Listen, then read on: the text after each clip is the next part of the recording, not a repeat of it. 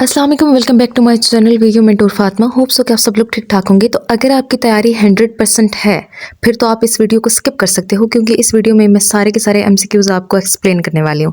लेकिन अगर आपकी तैयारी बिल्कुल भी नहीं है और आपको कुछ नहीं आता और आप परेशान हो तो फिर स्किप हरगिज़ मत करना, क्योंकि इससे आपकी परेशानी में इजाफा होगा और बाद में आपको पछतावा होगा। ये मैं क्यों कह रही हूँ, क्योंकि 80% एमसीक्यूज़ इसी फाइल से आ रहे हैं। तो चलिए बिना टाइम वेस्ट के हम स्टार्ट करते हैं अपना पहला MCQs. Let R3 have the Euclidean inner product, then u की वैल्यू दे दी है, वी की वैल्यू दे दी है और कहाँ है R ऑर्थोगोनल फॉर। तो इसको सॉल्व करने के लिए हम एक फार्मूला यूज़ करते हैं U1 V1 plus U2 V2 plus U3 V3। ठीक है, जितना भी U V होंगे फिर उतना आप U4 U5। ठीक है, तो यहाँ पर 3 वैल्यूज़ हैं तो U3 तक ही जाएगी। तो इनको आप ज़रा प्लस करते जाओ और फिर देखो कि आंसर कितना इजीली आ जाता है। अब सबसे पहले देखो U1 क्या होगा।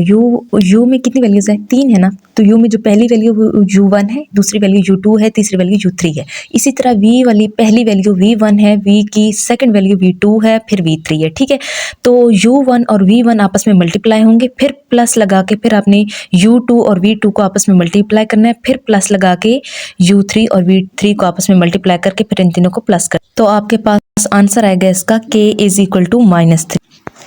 नेक्स्ट चलते हैं एमसीक्यूज नंबर 2 पे।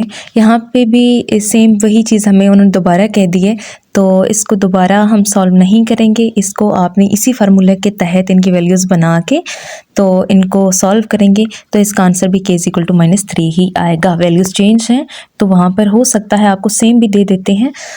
अभी रिसेंटली जब मैंने पेपर दिया तो उसमें तो ये वाली वैल्यू सेम ही दी हुई थी, लेकिन कहीं पर वो वैल्यूज़ चेंज करके भी दे सकते हैं। तो आपको पता होना चाहिए बेसिकली कि करते कैसे। जब आपको फार्मूला आता होगा तो फिर कोई भी वैल्यू आ जाएगी, आप उसको सॉल्व कर लोगे। नेक्स्ट है क्वेश्चन नंबर 3 है हमारे पास। Which one is the numerical method used for approximation of dominant eigen value of a matrix. कि मैट्रिक्स की ईगन वैल्यू को मालूम करने के लिए हम कौन सा मेथड यूज करते हैं, तो इसके लिए हम यूज करते हैं पावर मेथड। और ये बाकी जो तीनों मेथड है ना, जैकोबी मेथड, गॉस सेडियल मेथड और ग्राम स्किमिड प्रोसेस, गंदे गंदे नाम हैं इनके, तो ये भी आपने देख लेना कि ये किस किस के लिए यूज होते हैं।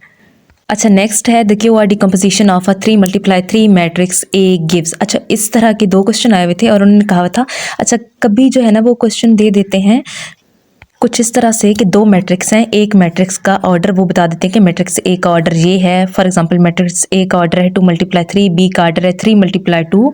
तो फिर पूछेंगे इनका जब रिजल्ट आएगा तो वो रिजल्ट किस ऑर्डर में आएगा। कभी वो फाइनल ऑर्डर बता देते हैं रिजल्ट का और फिर पूछते हैं कि अब इसका बताओ कि इसके 2 मैट्रिक्स अगर A B हम इसमें से निकालें तो वो कौन कौन से ऑर्डर के होंगे। तो सादा से मैं आपको बात बताऊँ कि आपने क्या करना है कि जब आपने इसकी डिकम्पोजिशन वाला आपके पास क्वेश्चन आए ना, तो मेरे पेपर में भी इस तरह के सेम यही स्टेटमेंट 2 क्वेश्चन इस तरह के दिए हुए थे। दोनों में मैट्रिक्स का ये जो ऑर्डर है ना ये चेंज करके लिखा हुआ था। अब सिंपल आपने क्या करना है, 3×3 का मैट्रिक्स है ना। अब जब ये लास्ट वाले को देखो जो इसका आंसर है, इसको आप फोकस करो। मैं इसमें इन्होंने कहा है कि ऑर्डर जो फर्स्ट मैट्रिक्स का Q का वो है 3×3 और दूसरे का है 3×3। तो हमने दरमियान वाले जो 3 और 3 है ना, इनको क्रॉस करके लास्ट वाले 3 और 3 को हम देखते हैं ना रिजल्ट के लिए। तो ये 3 और 3 का हमें पता चल गया कि ये करेक्ट है, ऊपर 3 और 3 लिखा हुआ है। जो B है ना, यहाँ पे B, इसको आप देखो। यहाँ पर अगर हम 3 और 3 को जो एंड पहले वाले का एंड है, पहले वाले मैट्रिक्स Q का जो एंड वाला 3 है और जो R का पहले वाला 3 है, इन दोनों को आपस में ज़रा इनके ऊपर गोल लगा के ना तो इनको कट कर दो। पीछे क्या बचेगा, 3 और 1 बचेगा ना। तो हमारे पास इनका आंसर 3 और 1 तो नहीं है, वो उन्होंने बताया हुआ कि 3 और 3 है। ऊपर वाले को करो तो उनका 3 और 1 आता है, उनका भी ऊपर वाले का 3 और 1 आता है, फर्स्ट वाले का भी, सेकंड BMCQs को भी 3 और 1 आ रहा है। तो सिर्फ 3 वाला जो C वाला ऑप्शन है वो ठीक है, जिसका 3 और 3 आंसर आ रहा है।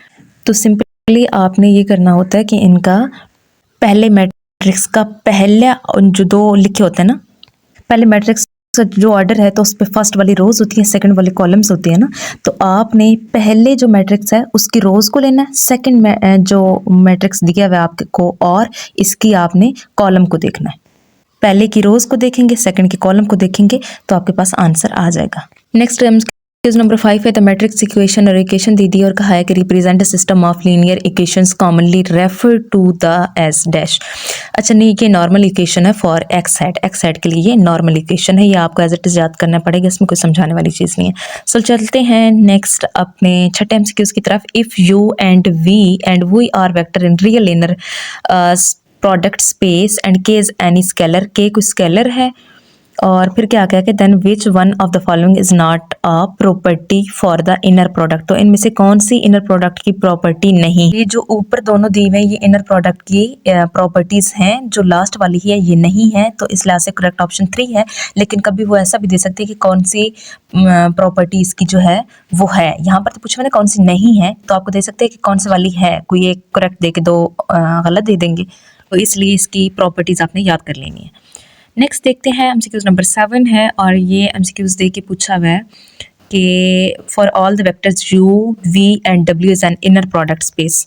तो ये सबको प्लस करके बाद में नाम ले या सबको अलग अलग उनका नाम लेके एंड पे प्लस करें, तो ये जो है तो इसकी वैल्यूज या तो लेस देन होंगी या फिर इक्वल होंगी। ठीक है, मतलब कि u प्लस वी प्लस डब्ल्यू पहले वाली की वैल्यूज़ लेस देन होंगी जो अलग अलग से नाम लिए हुए उनके, या फिर उनकी वैल्यूज़ आपस में इक्वल होंगी। तो ये जो स्टेटमेंट है ये ट्रू है।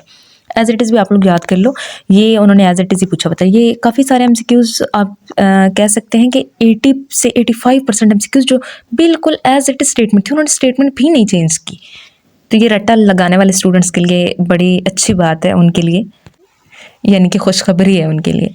अच्छा, if square matrix has ortho normal columns, अगर एक स्केयर मैट्रिक्स के ऑर्थो नॉर्मल कॉलम्स हैं तो फिर उसकी ऑर्थो नॉर्मल रोज भी होंगी। ठीक है, तो it also has ortho normal rows, ये है इसका करेक्ट ऑप्शन। नेक्स्ट है if two rows are orthogonal they are, अगर दो रोज ऑर्थोगोनल हैं तो वो लीनियरली इंडिपेंडेंट होंगी। ये कुछ ऐसी चीज़ें होती हैं जो आपको एज इट इज़ याद करना पड़ती हैं। ठीक है, इसलिए समझा नहीं रही, कोई समझाने वाली चीज़ आएगी तो ज़रूर आपको समझाऊंगी। If a matrix U has ortho normal columns, अगर एक मैट्रिक्स है यू और ऑर्थो नॉर्मल कॉलम्स हैं उसके, देन यू और फिर उसका ट्रांसपोज लेंगे और वो इक्वल होगा आइडेंटिटी के, तो ये यू टी आपने इसको एज इट इज़ याद कर लेना है, यानी यू टी का मतलब ट्रांसपोज होता है ना। नेक्स्ट है एमसीक्यूज नंबर 11 है द सेट ऑफ वेक्टर्स 1 2 3 1 2 1 1 2 4। तो पूछ रहा है ये क्या है, ये लीनियरली डिपेंडेंट है, इंडिपेंडेंट है, बेसिस फॉर R4 या स्टैंडर्ड बेसिस फॉर R3। अच्छा, तो जब भी सेट ऑफ वेक्टर्स किसी वेक्टर की वैल्यू 0 होती है तो फिर क्या होता है कि वो हमेशा लीनियरली इंडिपेंडेंट होता है। तो लीनियरली इंडिपेंडेंट इसका करेक्ट ऑप्शन है। नेक्स्ट है क्वेश्चन दिया हुआ है, कहा हुआ है कि दिस गिवन सिस्टम हैज़, आपको एक इक्वेशन दे दी और कहा है कि ये क्या है, इसकी यूनिक सोल्यूशन एग्जिस्ट करेंगे, इनफिनाइट मैनी सोल्यूशंस होंगे या नो सोल्यूशन होंगे। तो यहाँ पे फर्स्ट इक्वेशन को आप पहले गौर करो, 2x + 3y = 3। तो अब 3 को अगर मल्टीप्लाई दूसरी तरफ लेके ना मल्टीप्लाई करो तो 3 2 6x हो जाएगा, प्लस 3 3 9y, 6x + 9y। ये अगर इसको हम 3 से मल्टीप्लाई करेंगे तो ये तो सेकंड इक्वेशन की तकरीबन इक्वल आ रही है। ठीक है, 6x + 9y के, लेकिन 7 3 3 9 होता है ना, तो इस साइड पे 9 आना चाहिए, जबकि यहाँ तो 7 लिखा हुआ है। तो ये तो इनकंसिस्टेंट सिस्टम हो गया, क्योंकि अगर कंसिस्टेंट सिस्टम होता तो दूसरी तरफ इक्वेशन भी 3 टाइम ही मल्टीप्लाई हो रही हो। तो लेफ्ट साइड तो प्रोपोर्शनल है लेकिन राइट साइड उसके प्रोपोर्शनल नहीं है, तो मतलब ये है कि पैरेलल लाइंस हैं लेकिन वो एक दूसरे को इंटरसेक्ट नहीं कर रही, सो इसका कोई सोल्यूशन एग्जिस्ट नहीं करेगा। नेक्स्ट है let A has eigenvalue and इनकी चारों की दे दी हैं 2 5 0 -7 -2, then the dominate eigenvalue for A is. तो सादा अल्फाज में बताऊँ तो डोमिनेट का मतलब होता है नुमाया। तो नुमाया से मुराद ये है कि जो इन सब में से सबसे ज़्यादा बड़ी है। 2 5 0 -7 और -2 में सबसे बड़ी वैल्यू -7 है, तो -7 एज इट इज़ यहाँ पे आ जाएगा। फिर नेक्स्ट क्वेश्चन है, if 2 rows are dash they are linearly independent, अगर 2 रोज ऑर्थोगोनल होती हैं तो तब वो लीनियरली इंडिपेंडेंट होती हैं। यहाँ पर एक मैट्रिक्स दिया हुआ है 1 3 2 4 और कहा हुआ है कि which of the following is the most appropriate option. Option दे दिए कि कौन सा इसके लिए करेक्ट है। तो C1 होता है 1 और 3, यानी कि पहली रो को C1 का नाम दे दिया, दूसरी रो को C2 का नाम दिया है। तो C1 की वैल्यूज़ क्या आ जाएंगी 1 और 3, प्लस करके हम C2 की वैल्यूज़ लगाएंगे 2 और 4। तो ऑप्शन फर्स्ट इसका करेक्ट ऑप्शन है। आपने रोज़ को देखना है, कॉलम को नहीं, ठीक है। नेक्स्ट है MCQ नंबर 16 है और यहाँ पर भी एक लंबी चौड़ी स्टेटमेंट देख के कहा कि इनके इक्वेशन बताओ। तो यहाँ पर अगर आप लास्ट वाली लाइन में गौर करो तो इसके स्टार्ट पे लिखा हुआ है एक्स के ऊपर एरो लगा हुआ है और कहा हुआ है कि 5C1 माइनस 3C2। तो इससे वाज़ह पता चल रहा है ना कि सी हम फर्स्ट वाली रो को नाम दे रहे हैं C1 का और दूसरी रो को हम C2 का नाम दे रहे हैं। तो C1 की वैल्यू 5 आएगी और नीचे वाली -3 इसलिए है क्योंकि इसके दरम्यान में माइनस लगा हुआ है ना, तो उसको हम लिखेंगे। अगर यहाँ पे प्लस होता तो फिर 3 के साथ माइनस ना आता, फिर वैसे ही 5 और 3 आ जाता, ठीक है। तो ये C1 की वैल्यू 5 आ गई। पीछे हम देख चुके हैं कि C1 हम रो 1 को नाम दे रहे हैं ना, तो आंसर आ जाएगा 5 और -3। तो ये हल करने वाले कुछ क्वेश्चंस नहीं होते, सिर्फ देख के हमें पता चल रहा होता है। बस ये है कि स्टूडेंट को कन्फ्यूजन हो जाती है, फिर आंसर जो है वो गलत हो जाता है। अच्छा, यहाँ पे देखो, ये भी एज इट इज़ उन्होंने पूछा हुआ था। If the general term of a typical और सिग्नल दे दिए 0.6 के और के की वैल्यू दे दिए 2। अब बंदे को समझ आ रही है कि 0.6 के की जगह हम जब 2 की वैल्यू पुट करेंगे तो 0.6 का स्केयर हो गया। अब जब 0.6 का आप स्केयर लोगे तो ये आएगा 0.36। ये आपको करने की ज़रूरत नहीं होती, वहाँ पे सिस्टम कैलकुलेटर आपको अलाउ किया जाता है। तो आपने कंप्यूटर पे साथ में कैलकुलेटर ओपन करके तो 0.6 का स्केयर लेके आप लोग वहाँ पे भी देख सकते हो। अगर ये ऐसे रट्टा आपके पास जो है ना वो चल गया तो ठीक है, अगर भूल भी जाती है ना तो 0.6 का वहाँ पे स्केयर लेके आप लोग देख लेना, 0.36 ही आंसर आएगा। ओके जी, तो कितना आसान आसान क्वेश्चन दिए होते हैं कुछ तो। नेक्स्ट है कि बंदे को खुशी ही हो जाती है। अच्छा, नेक्स्ट है if the characteristic polynomial of matrix. अच्छा, इस तरह का एक लॉन्ग क्वेश्चन भी आया हुआ था, तो कहने का मतलब है कि इसको आप लॉन्ग क्वेश्चन के लिए भी सॉल्व कर लें एक दफ़ा, इस तरह के क्वेश्चंस, ठीक है। तो इन्होंने हमें क्या दिया हुआ है कि lambda square plus 3 lambda minus 10 कि इसकी आप यहाँ पर C की ईगन वैल्यू बताओ। तो यहाँ पर इसी वैल्यू को आपने तोड़ना मरोड़ना है। तो इसके जब आप फैक्टर बनाओगे ना, तो जो छोटी क्लासेस में बनाया करते थे हम लोग 8 9 10th में बना के आए होंगे ना आप लोग भी। तो लैम्डा प्लस 5 और दूसरी तरफ आ जाएगा लैम्डा -2। तो फिर जब हम उनको दूसरी साइड पे लेके जाएंगे तो प्लस वाला जो लैम्डा प्लस 5 था ना, तो दूसरी साइड पे जाएगा तो लैम्डा इज इक्वल टू -5 हो जाएगा। और जो लैम्डा -2 था वो लैम्डा इज इक्वल टू दूसरी साइड पे जाके इसका माइनस खत्म हो जाएगा तो लैम्डा इज इक्वल टू 2 आ जाएगा। तो इसके फाइनल आंसर जो है वो हमारे पास 2 और -5 आएंगे। नेक्स्ट एक फिर लंबी चौड़ी स्टेटमेंट देख के उन्होंने क्या कहा कि डिटरमाइन करें वैल्यू ऑफ TB3। चलिए, हमें TB1 और TB2 देने की इनको हमें क्या ज़रूरत थी, सिर्फ और सिर्फ कंफ्यूज करने के लिए कि ज़्यादा बड़ी सारी स्टेटमेंट देखेंगे और स्टूडेंट वैसे तुक्का लगा लेंगे, गौर ही नहीं करेंगे। इन्होंने हमें TB3 का कहा है ना, तो हम सबको छोड़ के ज़रा TB3 जहाँ पे लिखा हुआ है ना, तकरीबन यहाँ पे थर्ड लाइन आ रही है, डिटरमाइन के ऊपर लिखा हुआ है। TB3 को हम ज़रा गौर से देखते हैं। तो हम पहले ही देखा था कि C1 हम देते हैं रो 1 को नाम, C2 रो 2 को और C3 रो 3 को। तो C1 के साथ कुछ भी नहीं है और कुछ भी नहीं है तो हम 1 लिखेंगे ना, और दूसरे फिर दरम्यान में माइनस आ रहा है और C2 का 1 है तो फिर C2 के साथ माइनस आ जाएगा, यानी उसकी वैल्यू बन जाएगी -1।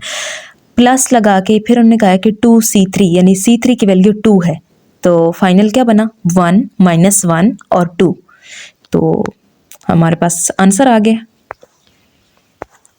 नेक्स्ट है let A B n multiply n matrix whose entries are real. Then अगर उनके एंट्रीज रियल हैं तो फिर क्या होगा कि AX बराबर होगा AX के। इसको आपने एज इट इज़ ही याद रखना पड़ेगा। नेक्स्ट है two characteristics vector correspondent with different eigen values then these characteristic vectors are. अगर जो है वो दो वेक्टर डिफरेंट ईगन वैल्यूज के कोरस्पॉन्डेंट होंगे तो फिर उस वेक्टर के बारे में पूछ रहे हैं कि वो क्या होगा, मतलब लीनियरली डिपेंडेंट होगा या इंडिपेंडेंट होगा। तो वो फिर होगा जी लीनियरली इंडिपेंडेंट। नेक्स्ट है फिर हमें दिया हुआ है V की वैल्यू और कहा हुआ है कि unit vector in the same direction as V has mag. तो इसका आपने पहले मैग्नीट्यूड निकालना है, मैग्नीट्यूड निकालने के बाद आपने इसका क्या निकालना है यूनिट वेक्टर। तो मैग्नीट्यूड का फार्मूला लगाएंगे, पहले मैग्नीट्यूड को निकालेंगे और फिर नेक्स्ट फार्मूले में मैग्नीट्यूड की वैल्यू पुट करके आपके पास आंसर इसका आ जाएगा। इसको आपने सॉल्व करना है।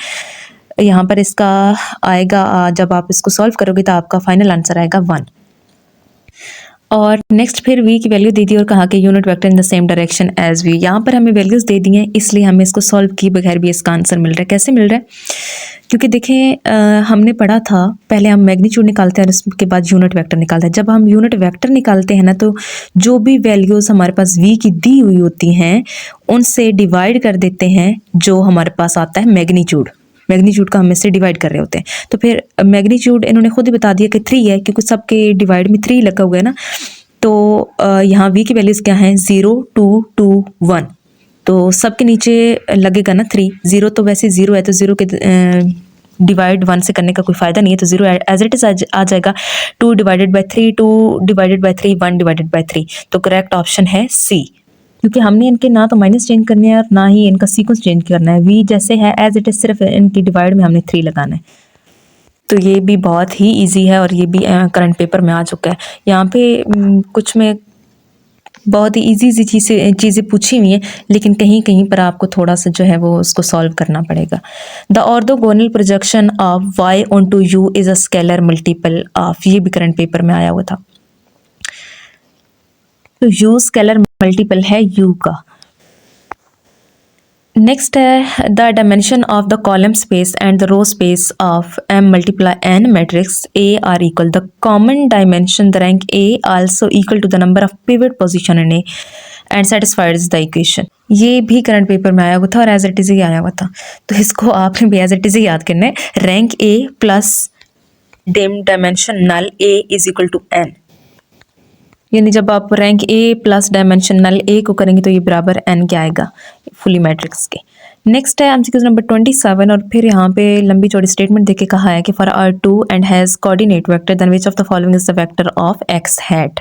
तो b की वैल्यू हमें दी हुई है और साथ में जो x हैट के साथ b लगा के कैपिटल B और 1 और 3 की वैल्यू भी दी हुई है। तो हमने क्या करना है, पहले 1 को उठा के 0 और 1 से उसको मल्टीप्लाई कर देना है, देन 3 को मल्टीप्लाई कर देना है 2 और 0 से। ये जब इसको आप मल्टीप्लाई करोगे तो आपके पास आंसर आएगा 6 और 1। Next MCQ number 28 which of the following is the set of standard basis for R3। ये भी एज इट इज़ याद करने वाली चीज़ है। स्टैंडर्ड बेसिस R3 के लिए है 1 0 0 0 1 0 और 0 0 1। अगर आपको ऐसे याद नहीं रहता तो आप कोई हिंट से याद रख सकते हो। यानी पहले में 100 है, दूसरे में 10 है और तीसरे में 0 से पहले 1 1 की तो कोई वैल्यू नहीं होती ना। तो समझ लो कि पहले आपके पास 100 रुपये थे, फिर 100 से कम हो गया आपने चीज़ ली, फिर 10 रह गया और फिर 10 से कम हो गया 1 रुपये रह गया। जैसे 1 रुपये तो आजकल मिलना भी कहाँ से नहीं है, लेकिन हिंट इस तरह से अच्छा रहेगा। नेक्स्ट है एमसीक्यू नंबर 29 है if the magnitude of the eigenvalues are greater than 1। अगर मैग्नीट्यूड ईगन वैल्यू का ग्रेटर देन 1 आता है then what can we say about the origin. अच्छा, कभी कभार तो वो क्या करते हैं कि 2 वैल्यूज़ दे देते हैं, तो 2 वैल्यूज़ दे देंगे, एक लेस देन 1 होगी और ग्रेटर देन 1 होगी। कभी दोनों लेस देन 1 दे देंगे, कभी दोनों ग्रेटर देन 1 दे देंगे, कभी यहाँ पर सिर्फ लिख के कहेंगे, एक वैल्यूज़ का पूछेंगे कि अगर वो लेस देन है तो क्या होगी, अगर वो ग्रेटर देन है तो क्या होगी। अब मैं इसका पूरा कॉन्सेप्ट आपको समझाती हूँ। सैडल पॉइंट, रिपेलर और अट्रैक्टर तीनों की डेफिनेशन यहीं पर बता देती हूँ। इन तीनों में से लाजमी कोई ना कोई एमसीक्यूज़ तो आता है और हैं भी बड़े इजी से। जब भी वैल्यू लेस देन 1 होती है तो वो अट्रैक्टर होती है, जब वो ग्रेटर देन 1 बन जाती है तो वो रिपेलर होती है। लेकिन जब 2 वैल्यूज़ हमारे पास गिवन होती है, एक वैल्यू लेस देन 1 दे दी गई होती है और एक ग्रेटर देन 1 दे दी गई होती है, तो फिर वो क्या होता है, क्लैश हो जाता है और फिर वहाँ पर हम कहते हैं कि ये सैडल पॉइंट है, क्योंकि एक जो है वो ग्रेटर देन 1 हो गया, एक लेस देन 1 हो गया, तो ये सैडल पॉइंट बन गया हमारे पास। जो मेरे पेपर में एमसीक्यूज़ आया हुआ था वो यहाँ पे आई थिंक था आर लेस देन 1। हाँ, उसमें पूछा पता क्या अगर मैग्नीट्यूड ईगन वैल्यूज़ का लेस देन 1 है तो क्या होगा। लेस देन 1 हो तो फिर अट्रैक्टर होता है। ये देखें, फिर वो जो मैं कह रही थी कि मेरे पेपर में आया था वो यहाँ पर वही एमसीक्यूज़ फिर उन्होंने वो भी साथ में दे दिया कि if the magnitude of eigenvalues are less than 1 then what we can say about the origin. अगर लेस देन 1 होगा तो अभी हमने पढ़ा कि वो अट्रैक्टर होता है। नेक्स्ट है which of the following are the eigenvalues of the matrix. इस मैट्रिक्स के लिए आपके पास ईगन वैल्यूज क्या होंगे। तो ईगन वैल्यूज़ को फाइंड करने के लिए हम एक फार्मूला यूज़ करते हैं a माइनस लैम्डा आई। आई होता है आइडेंटिटी मैट्रिक्स, तो लैम्डा को जब आप i से मल्टीप्लाई करोगे और फिर a से आप माइनस करना है, लैम्डा आई का जो आंसर आएगा उसको a के साथ माइनस करेंगे तो फिर आपके पास फाइनल आंसर आएगा 2 माइनस 1। माइनस 1 नहीं आएगा, 2 और 1 आएगा। Next MCQ is differential operator is dash operator. Differential operator जो है वो एक लीनियर ऑपरेटर होता है। नेक्स्ट है कि if the eigen value of a square matrix, अगर एक स्केयर मैट्रिक्स की ईगन वैल्यू 0 होती है तो फिर ए क्या नहीं होता, ए इज़ नॉट इन्वर्टिबल। अगर वो 0 होगा तो डायगोनलाइज भी होगा, सिमेट्रिक भी होगा और सिंगुलर भी होगा, लेकिन वो इन्वर्टिबल नहीं होगा। फिर क्वेश्चन नंबर 34 है the eigen value of the matrix. Matrix दे दिया गया है और कहा गया कि इसकी ईगन वैल्यू क्या है। यहाँ पर सिंपली आप लोग मैट्रिक्स की डायगोनल एंट्रीज को देख के आप अंदाज़ा लगा सकते हो। 0, 2 और 1 जो है वो यहाँ पर करेक्ट ऑप्शन है। नेक्स्ट है कि n multiply n matrix with n distinct eigenvalues diagonalisable. Distinct values वो वैल्यूज़ होती हैं जो बार बार रिपीट नहीं हो रही होती, यूनिक वैल्यूज़ होती हैं। तो ये जो स्टेटमेंट इन्होंने दी हुई है ये ट्रू है, करेक्ट स्टेटमेंट है। नेक्स्ट है the vector dash are orthogonal in 3, के जो वेक्टर है वो ऑर्थोगोनल हो R2 के लिए। तो आप बताएं कि इन चार ऑप्शन में से कौन सा करेक्ट है जो ऑर्थोगोनल हो R2 के लिए। तो इसमें करेक्ट ऑप्शन है 1 0 0 2। दो वेक्टर ऑर्थोगोनल उस वक्त होते हैं जब उनका डॉट प्रोडक्ट लेने से यानी उनको मल्टीप्लाई करने से आंसर 0 है। तो अभी आपके सामने है, 1 को 0 से मल्टीप्लाई करेंगे तो वो भी 0 हो जाएगा, 2 को 0 से करेंगे वो भी 0 हो जाएगा, तो इनको प्लस करें 0 प्लस 0 भी तो 0 ही होगा। तो हमें साफ पता चल रहा है कि ऑर्थोगोनल यहाँ पर 1 0 और 0 2 है। नेक्स्ट एमसीक्यूज है which statement is the false. आपने सारी स्टेटमेंट्स पढ़नी और फिर आपको पता चलेगा कि इनमें से कौन सी फॉल्स है। टाइम की कमी की वजह से मैं सारी स्टेटमेंट्स नहीं पढ़ूंगी, जो फॉल्स है सिर्फ मैं आपको वो बताती हूँ। The eigenvalues of any matrix are the element on its main diagonal. तो स्टेटमेंट के में क्या कहा है कि किसी भी मैट्रिक्स की ईगन वैल्यू जो है वो उसके मेन डायगोनल के एलिमेंट में से होती है। तो ये गलत बात है, मतलब कि गलत स्टेटमेंट है, तो इसको हम फॉल्स कहेंगे। मैथ में कुछ गलत तो होता तो नहीं है सिवाय पेपर के, पेपर गलत होता है यानी कि वो हमें आ नहीं रहा होता। एमसीक्यूज नंबर 38 है let A be n multiply n matrix whose distinct value. Distinct value को आपको मैंने पहले भी बताया कि वो यूनिक वैल्यूज होती हैं। Matrix A is diagonalisable if the sum of the dimension of the distinct eigenspace equal. तो मैट्रिक्स ए डायगोनलाइज होता है, या मैट्रिक्स ए को या किसी भी मैट्रिक्स को हम डायगोनलाइजेबल तब बोलते हैं जब उसके सारी डायमेंशंस को प्लस करने से जो फाइनल आंसर वो मैट्रिक्स की डायमेंशन के बराबर होता है। तो n के बराबर आ गया, करेक्ट आंसर यहाँ पर n है। Next MCQ if y hat की वैल्यू दे दी गई और z की वैल्यू दे दी है, कहा है कि the value of z dot y hat, यानी z को डॉट का मतलब आपस में मल्टीप्लाई करना होता है ना, तो z को जब y हैट से मल्टीप्लाई करेंगे तो आंसर क्या आएगा। तो यहीं से हम मल्टीप्लाई कर लेते हैं। 3 को आमने सामने मल्टीप्लाई करना है ना, 3 को -1 से करेंगे तो -3 आ जाएगा, -3 को 1 से करेंगे तो ये भी -3 ही रहेगा, तो 3 2 6 हो जाएगा, -3 6। ये है इसका करेक्ट ऑप्शन नंबर 1। तो ये आपने इसकी ईगन वैल्यू निकालनी है। जब आप ईगन वैल्यू इसके निकालेंगे तो आपके पास 2 ईगन वैल्यूज आएंगी और उन दोनों में से फिर आपने देखना है कि इसमें लीस्ट ईगन वैल्यू कौन सी है, यानी इन दोनों में से छोटे वाली ईगन वैल्यू कौन सी है। तो जो छोटा नंबर कोई भी होगा तो उसको आपने लिखा। अच्छा, तुम्हारी फाइल एमसीक्यूज वाली खत्म। आपको डिटर्मिनेंट के बारे में समझाती हूँ, क्योंकि पिछली वीडियो के एमसीक्यूज में भी मैंने आपको बताया था कि डिटर्मिनेंट आपको आना चाहिए। तो एक स्टूडेंट ने कहा कि आप हमें डिटर्मिनेंट भी बता दें कि किस तरह से लेते हैं। तो डिटर्मिनेंट आपको एमसीक्यूज के लिए भी इम्पोर्टेंट है, आपको आना चाहिए, इसीलिए मैं इसका आपको बता रही हूँ। तो देखिए डिटर्मिनेंट जब हम लेते हैं 2x2 मैट्रिक्स का, 2 रोज और 2 कॉलम का जब हम ले रहे होते हैं तो वो तो इजी होता है, हम क्रॉस मल्टीप्लाई कर लेते हैं। ये आपको सामने नज़र आ रहा होगा, मैंने एक मैट्रिक्स लिखा है 2 1 और 3 4। तो इसका डिटर्मिनेंट जब हम लेते हैं तो बिल्कुल इसकी स्ट्रेट लाइन, सीधी लाइन होती है, लगा के फिर हम क्रॉस मल्टीप्लाई करते हैं। 4 2 को मल्टीप्लाई कर देंगे 3 और 3 को कर देंगे, दरम्यान में माइनस आ जाएगा, 2 × 4 -3 × 1।